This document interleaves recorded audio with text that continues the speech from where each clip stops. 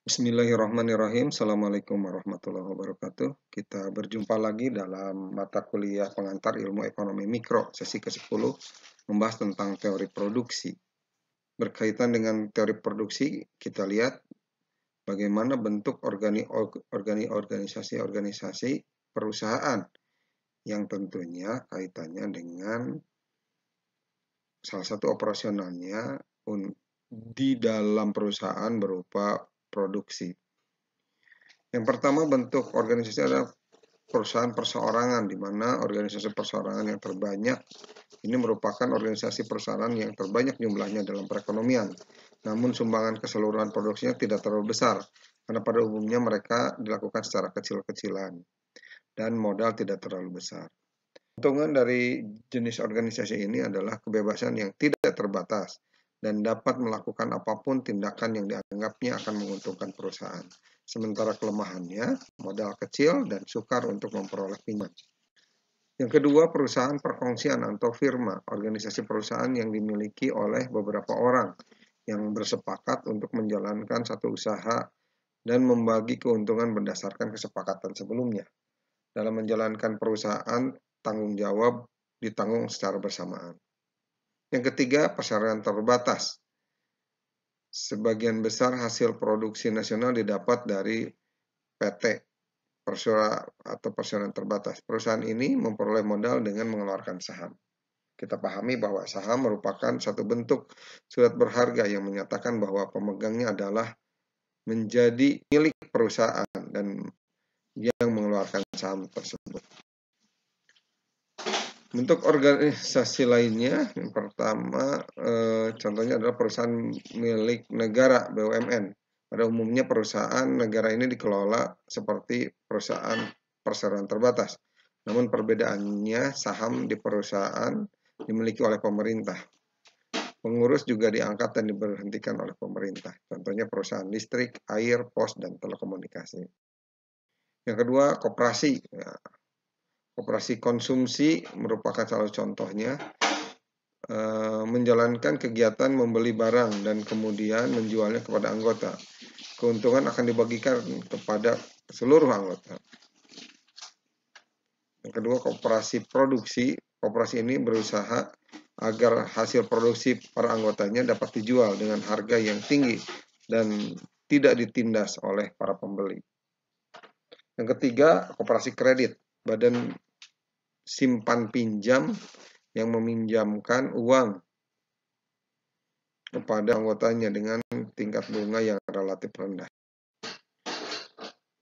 Sementara itu, firma atau perusahaan adalah satu bentuk badan usaha yang menggunakan faktor-faktor produksi untuk menghasilkan barang-barang yang dibutuhkan oleh masyarakat.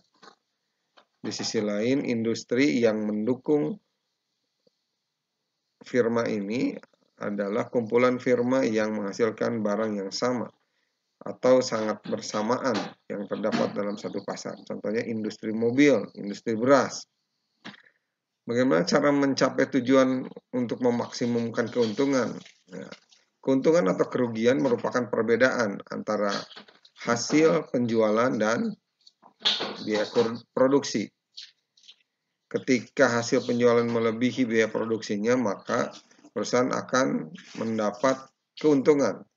Sebaliknya, ketika biaya produksinya melebihi hasil penjualan, maka akan mengalami kerugian.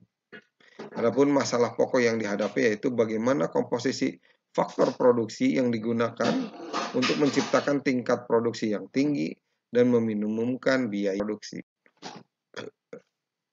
Dilihat dari sudut teori ekonomi ya, mengenai perusahaan, ada data analisis yang dibuat yang tidak membedakan jenis dan bentuk perusahaannya.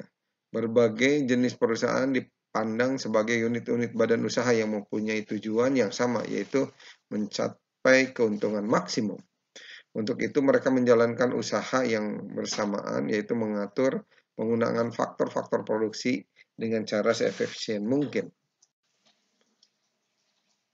Bicara tentang fungsi produksi, ini ada kaitannya dengan hubungan di antara faktor-faktor produksi dan tingkat produksi yang diciptakan.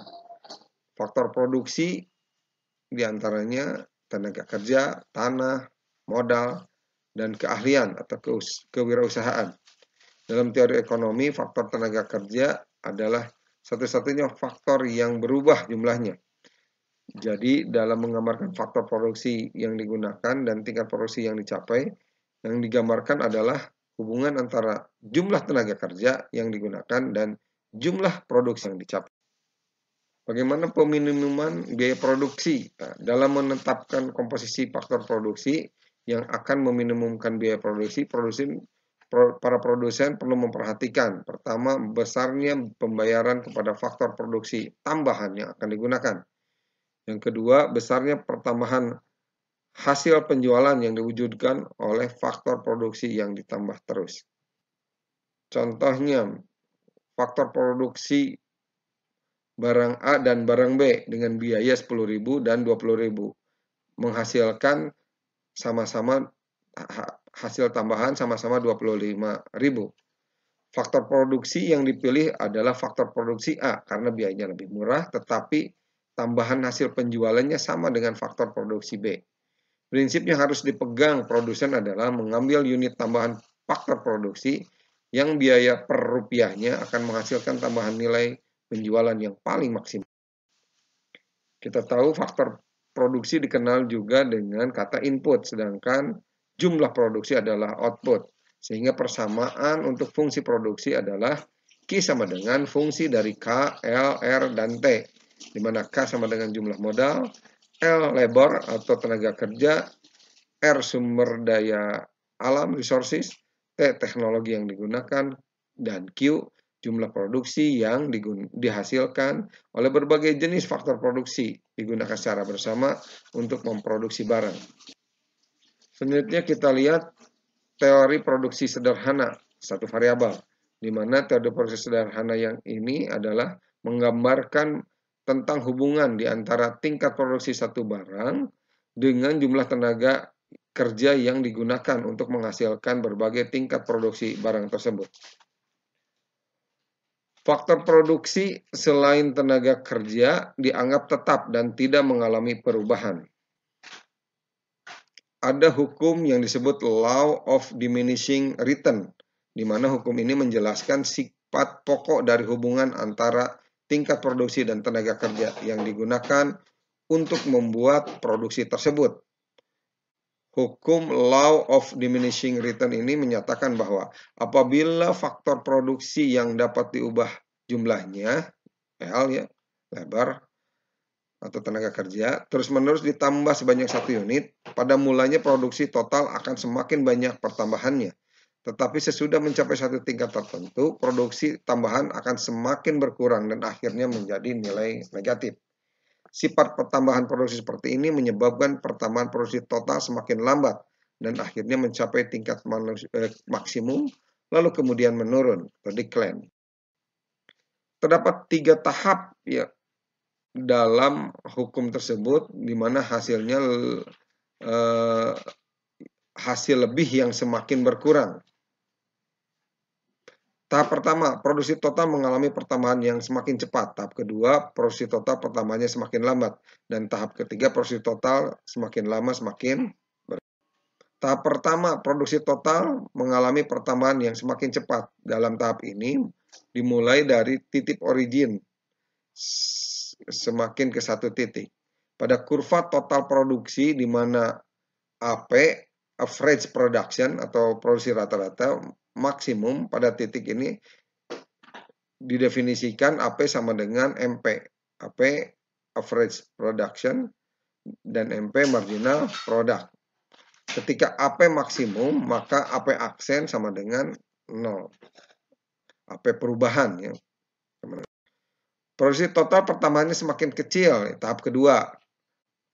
Semakin lama semakin kecil. Tahap kedua ini dimulai dari titik AP maksimum sampai ke titik di mana marginal production sama dengan 0 atau TP, total production maksimum. Produksi total pada tahap ketiga semakin lama semakin menurun. Tahap ketiga ini meliputi kondisi di mana marginal product negatif, ya, pertumbuhan negatif. Inflection point atau titik belok yaitu di mana slope atau lereng kurva total mulai berubah. Faktor produksi tetap.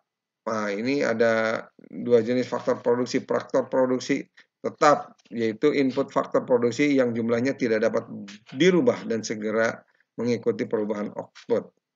Sementara faktor produksi variabel adalah input yang dapat mengikuti perubahan jumlah output yang dihasilkan. Selanjutnya kita lihat produksi total, produksi rata-rata, dan produksi marginal. TP, AP, dan MP. Produksi marginal adalah tambahan produksi yang diakibatkan oleh pertambahan satu tenaga kerja yang digunakan. Dimana rumusnya MP sama dengan delta TP dibagi delta L, delta labor, tenaga kerja. Adapun produksi rata-rata merupakan produksi yang secara rata-rata dihasilkan oleh setiap pekerja. AP sama dengan total produksi per labor. Kita lihat contoh input dari 1 sampai 10, di mana TP-nya sama dengan total produksinya 15 sampai 67. Berapakah marginal production dan average production? Apa ya? Nah, inputnya 1, TP-nya 15, sehingga MP-nya 15 dari mana? Nah, pada input 0 kan TP-nya juga 0, sehingga 15 dikurangi 0, 15. Selanjutnya pada input 2, total P-nya 31, sehingga MP-nya 31 dikurangi 15, sama dengan 16. Dan average-nya adalah tadi 31 dibagi, ya tadi ya TP dibagi, dibagi 2, jadi 15,5. Begitu juga selanjutnya. Teori produksi yang kedua adalah teori produksi dua variabel, di mana asumsinya faktor produksi yang berubah adalah tenaga kerja dan modal. Kalau tadi di satu variabel tenaga kerja yang berubah ya. Kedua faktor tersebut dapat digantikan fungsinya. Artinya tenaga kerja dapat menggantikan modal dan modal dapat menggantikan tenaga kerja. Kita lihat kurva produk yang produksi sama atau isokuan. Contohnya, perusahaan ingin memproduksi 1000 unit barang dengan gabungan tenaga kerja dan modal sebagai berikut. Gabungan A, B, C, dan D. A tenaga kerjanya 1, modal 6. Nah, kita lihat datanya, sehingga kalau yang D itu kebalikannya, tenaga kerja 6, modal 1. Maka kurva produksi sama atau isokuan ini dapat digambar pada gambar sebagai ini, di mana perubahan kurvanya sedemikian rupa sehingga ada perubahan landaian data. Misalkan tadi ya di K1 terhadap labor, K1 terhadap labor 1, titik poinnya A paling tinggi, dan K4 titik bertemu dengan L4, titik poinnya di 6. Isokuan dipahami sebagai kurva yang merupakan tempat kedudukan titik-titik yang menunjukkan kombinasi dua faktor produksi guna menghasilkan tingkat produksi yang sama. Kurva isokuan memiliki ciri-ciri sama dengan kurva indiferensi dalam teori perilaku konsumen. Ini ya dua variabel, yaitu pada capital atau modal dengan simbol K dan labor dan simbol L. Oke. Selanjutnya kita bahas tentang garis biaya sama, ya, isocost. Biaya produksi harus diminimumkan untuk menghemat biaya produksi dan memaksimumkan keuntungan tentunya. Garis biaya sama, isocost, merupakan garis yang dapat membantu meminimumkan biaya, yaitu garis yang menggambarkan faktor-faktor produksi yang dapat diperoleh dengan menggunakan sejumlah biaya tertentu. Hal-hal yang diperlukan dalam isocost adalah harga dari faktor produksi yang digunakan, serta jumlah uang yang tersedia untuk membeli faktor-faktor produksi. Di faktor produksinya, harga. Contoh isocost, diketahui upah tenaga kerja 10.000, biaya modal 20.000. Dengan uang yang tersedia 80.000, kita kelola apabila uang tersebut hanya akan digunakan untuk barang modal saja, dapat diperoleh sebesar 4 barang modal. Ya. Jadi 80.000 dibagi 20.000. Sebaliknya ketika uang tersebut digunakan untuk tenaga kerja saja, maka diperoleh sebesar 8 tenaga kerja. Bagaimana memaksimumkan produksi? Misalkan biaya yang dibelanjakan untuk membeli per unit modal adalah 15.000. Upah tenaga kerja 10.000. Dan biaya yang disediakan oleh produsen adalah 300.000. Jadi produsen dengan uang 300.000 apabila ia beli salah satu jenis faktor produksi saja, maka akan mendapatkan 20 barang modal dan 30 tenaga kerja. Ya, dibagi saja. Meminimumkan biaya. Jumlah permisalan, buat permisalan ketika tingkat produksi yang ingin dicapai. Misal produksi ingin mencapai 1.500 unit. Berikut adalah gambar garis biaya sama dan kurva produksi dalam satu grafik yang digabungkan, di mana di dalamnya dijelaskan bahwa jumlah pengeluaran untuk biaya produksi merupakan sudah ditentukan, di mana keadaan yang bagaimanakah yang akan memaksimumkan produksi. Ya.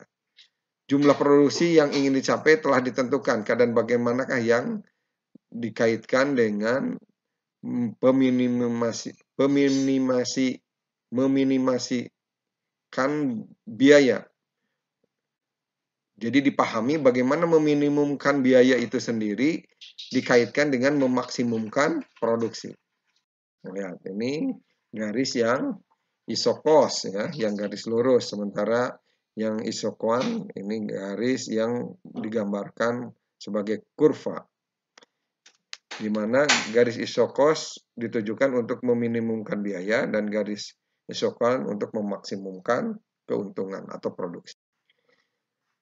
Keseimbangan produsen secara grafis. Seorang produsen berada dalam kondisi keseimbangan apabila dengan sejumlah pengeluaran biaya tertentu ia dapat menghasilkan output yang maksimum. Atau dengan kata lain, untuk menghasilkan sejumlah output tertentu diperlukan biaya yang paling minimal.